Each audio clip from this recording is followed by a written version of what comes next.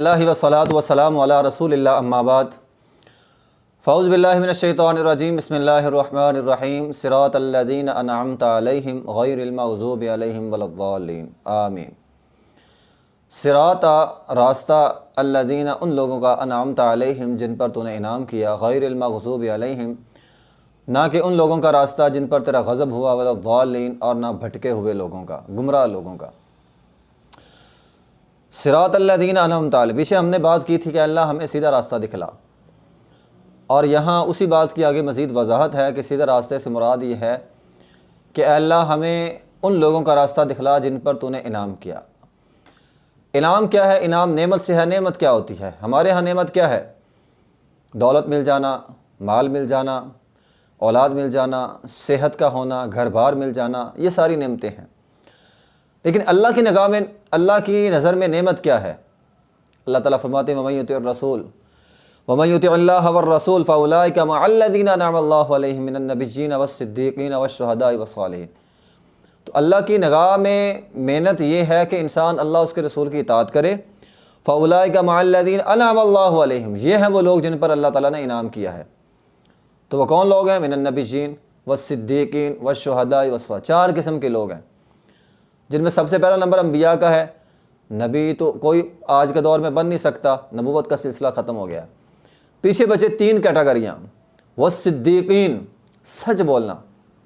अगर आपको अल्लाह ताला ने सच की तौफीक दे दी है, आप सच बोलते हैं, तो आप पर अल्लाह का इनाम है, आप इनाम याफ्ता लोगों में शामिल हैं। वश्शुहदा, अगर अल्लाह शहादत की मौत दे दे तो भी आप इनाम याफ्ता लोगों में शामिल हैं। वस्सालिहीन, नेक लोग, नमाज़ें पढ़ने की तौफीक है, आप सदका व खैरात करते हैं, कमज़ोरों का ख्याल रखते हैं, अल्लाह का हक़ अदा करते हैं, उसके बंदों का हक़ अदा करते हैं, आप नेक हैं और आप भी उन लोगों में शामिल हैं जिन पर इनाम किया है। तो सिरातल्लज़ीना अनअमता अलैहिम, जिन पर तूने इनाम किया, या तो वो सिद्दीक़ीन है या शुहदा या सालिहीन। तो सच बोलना, शहादत की मौत और नेकी के काम करना, ये वो लोग हैं जिन पर अल्लाह ताला ने इनाम किया। तो अल्लाह मुझे भी इन लोगों का रास्ता दिखला, और ये दुआ करनी भी चाहिए। गैरिल मग़ज़ूबि अलैहिम वलद्दाल्लीन, गैरिल मग़ज़ूब, जिन पर तेरा गज़ब, गज़ब किन पर हुआ है? गज़ब अल्लाह ताला का हुआ है उस कौम पर भी हुआ है जिसके पास अम्बिया आए और सिरे से उन्होंने इनकार कर दिया। कौम नूह तबलीग करते रहे, कौम नहीं मानी। कौम लूत, कौम समूद, कौम आद, ये वो सारी कौमें थी जो अल्लाह ताला ने तबाह कर दी। इन्होंने अपने नबियों को माना नहीं, ठीक है, इन पर अल्लाह ताला का गज़ब नाज़िल हुआ। कौम लूत पर बहुत बड़ा अज़ाब आया।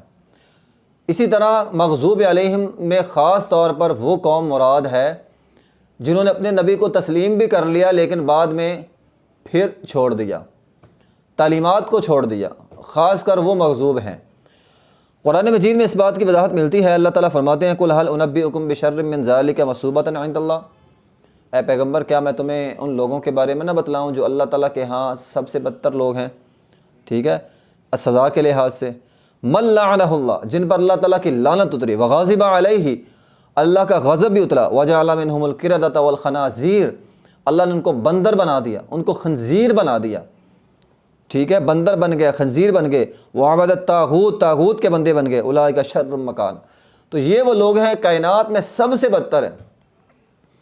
अब खंजीर कौन बने, बंदर कौन बने? बनी इसराइल, यहूदी। तो आज का यहूदी कुरान के तहत सबसे बदतरीन मखलूक है, सबसे बदतरीन मखलूक। मग़ज़ूब अलैहिम के अंदर यहूदी ख़ास तौर पे हैं। तो कायनात की सबसे बदतरीन कौम यहूदी है, अम्बिया की कातिल कौम यहूदी है, ठीक है। अल्लाह के इस पर बड़े अज़ाब आए कि इनकी शक्लें मसख़ हो गई, इनकी शक्लें बदली गई। तो ये वो कौम है, यहूदी है, सहूनी रियासत है, इसराइल है और उसके चेले हैं और उसके साथ मिलने वाले लोग हैं।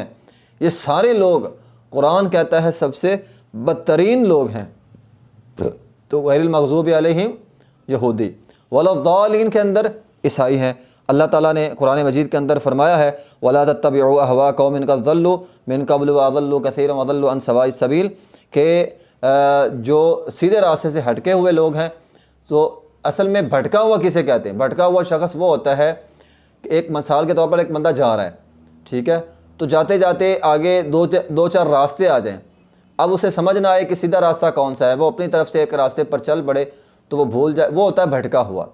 तो नसारा वो लोग थे जो भटके हुए थे, सीधे रास्ते से हटे हुए लोग थे। ठीक है, एक हदीस भी है तिरमिज़ी की जिसमें नबी अलैहिस्सलाम ने फरमाया था अल यहूद मग़ज़ूब अलैहिम वन नसारा ज़ाल्लुन। तो यहूदी हैं मग़ज़ूब, जिन पर गज़ब हुआ, और ईसाई हैं वो जो भटके हुए लोग हैं। तो ये दोनों कौमें हैं, और ये तो ख़ास हुक्म इनके लिए, वैसे अमूमी तौर पर हर उस बंदे के लिए है जो अल्लाह की वाज़ेह नाफरमानियाँ करता है, वो मग़ज़ूब अलैहिम, उस पर अल्लाह का गज़ब उतरता है। और इसी तरह जिसने अल्लाह ताला के दीन को तस्लीम नहीं किया, भटका हुआ है, वो ज़ालिम के अंदर जो है वो शामिल है। तो अल्लाह ताला ने कुरान मजीद के अंदर इसकी वजाहत की है। अब यहूदियों के जराइम क्या हैं? यहूदियों का सबसे बड़ा जुर्म ये था कि उन्होंने अल्लाह ताला की जो किताब थी ना, तौरात, उसके अंदर तहरीफ़ कर दी। यानी जो अल्लाह ने किताब उतारी थी, तहरीफ़ करना जुर्म है। अंबिया का कत्ल करना जुर्म है। अल्लाह की हदूद को मुअत्तल समझना जुर्म है। अल्लाह पर झूठ बांधना जुर्म है। अपनी तरफ से बात करके अल्लाह के पर झूठ बांध देते थे। तो ये यहूदियों का जुर्म है। अब ईसाइयों के जुर्म क्या थे? उन्होंने तसलीस का अक़ीदा रखा, ईसा अलैहिस्सलाम को अल्लाह का बेटा माना, मरियम अलैहिस्सलाम को भी अल्लाह के वजूद का एक जो है वो उन्होंने हिस्सा माना, सलीब की पूजा की, कब्रों की पूजा की। अब ये दो बातें हो गई। अब तीसरी बात साथ मिलाएं। नबी अलैहिस्सलाम ने फरमाया मेरी उम्मत यहूद व नसारा के नक्शे कदम पर चलेगी, बलिश्त बाई बलिश्त चलेगी, बलिश्त बाई बलिश्त, गेट बाई गेट। हत्ता कि अगर मेरी पहली उम्मतों में से किसी ने सांडे के बैल में हाथ डाला है तो मेरी उम्मत के लोग भी वहाँ पे हाथ डालेंगे। ठीक है, तो ये आज उम्मत मुहम्मदिया, सभी नहीं, उम्मत मुहम्मदिया में से बहुत सारे लोग यहूद व नसारा के नक्शे कदम पर चल रहे हैं। और मैं तो उनके 72 करोड़ हैं, मेरी उम्मत के 73 होंगे, और बिल्कुल हैं। ठीक है, अब जो काम यहूदी करते थे, तहरीफ़, हमने कुरान में तहरीफ़ तो नहीं की, ना कोई कर सकता है, लेकिन मानी बदल दिए, अपने अपने मतलब का मफ़हूम निकाल लिया। ठीक है, अल्लाह पर झूठ बांधा, अपनी तरफ से बातें करके नबी अलैहिस्सलाम की तरफ मंसूब कर दी। तो ये यहूदियों वाली शिर्क जो है वो मुसलमानों के अंदर शामिल है। इसी तरह ईसाइयों वाली क्या है कि उन्होंने ईसा अलैहिस्सलाम को अल्लाह का बेटा माना था, अल्लाह का हिस्सा माना। हम भी कहते हैं नूर में नूरिल्लाह। उम्मत मुहम्मदिया में से बहुत सारे लोग नबी अलैहिस्सलाम को अल्लाह के नूर का हिस्सा समझते हैं। ठीक है, उन्होंने कब्रों की पूजा की। नबी अलैहिस्सलाम ने फरमाया था तुम यहूद नसारा की तरह ना हो जाना। उन्होंने अपने अपने अंबिया की कब्रों को पूजा सजदागार बना लिया, और तुम भी अपने नबी की कब्र को सजदागार ना बनाना। तो आज हमने क्या किया? वो कब्रें पूजते हैं। आज उम्मत मुहम्मदिया जो है, बहुत सारे लोग उसमें से ऐसे हैं जो कब्रों के पास जाते हैं और उनको जो है वो पूजते हैं। तो बहरहाल यहूदी और ईसाई ख़ास तौर पे, और बाकी हर वो बंदा इसमें शामिल है जो अल्लाह ताला की नाफरमानी करता है, वो मग़ज़ूब अलैहिम वल्ज़ालिमीन के अंदर जो है वो शामिल है। तो अल्लाह मुझे उन लोगों का रास्ता दिखला जिन पर तेरा इनाम हुआ है, ना कि उनका जिन पर तेरा गज़ब है या भटके हुए हम। वल्ज़ालिमीन, आमीन। आमीन कहना नबी अलैहिस्सलाम के, जब भी सूरह फातिहा पढ़ें आमीन ज़रूर कहा करें। एक हदीस सुना देता हूँ। नबी अलैहिस्सलाम ने फरमाया जब इमाम जमात करवाता है, किरात करता है, तो वल्ज़ालिमीन के साथ आमीन कहता है, तो इमाम की आमीन के साथ फ़रिश्ते आमीन कहते हैं। तो फरमाया जिसकी ये आमीन फ़रिश्तों की आमीन के साथ मिल गई, अल्लाह ताला गुफ़िर लहू मा तक़द्दम मिन ज़ंबी, उसके गुनाह जो है वो माफ़ कर देंगे। तो इसलिए जब भी आप नमाज़ पढ़ें, इमाम सूरह फातिहा पढ़े, तो साथ आमीन कह दिया करें, ताकि हमारी आमीन जो है वो इमाम के साथ हो जाए और फ़रिश्तों के साथ हो जाए, और इसकी वजह से हमारे गुनाह जो हैं वो मुआफ़ हो जाएँ। व आखिर दावाना अल्हम्दुलिल्लाहि रब्बिल आलमीन।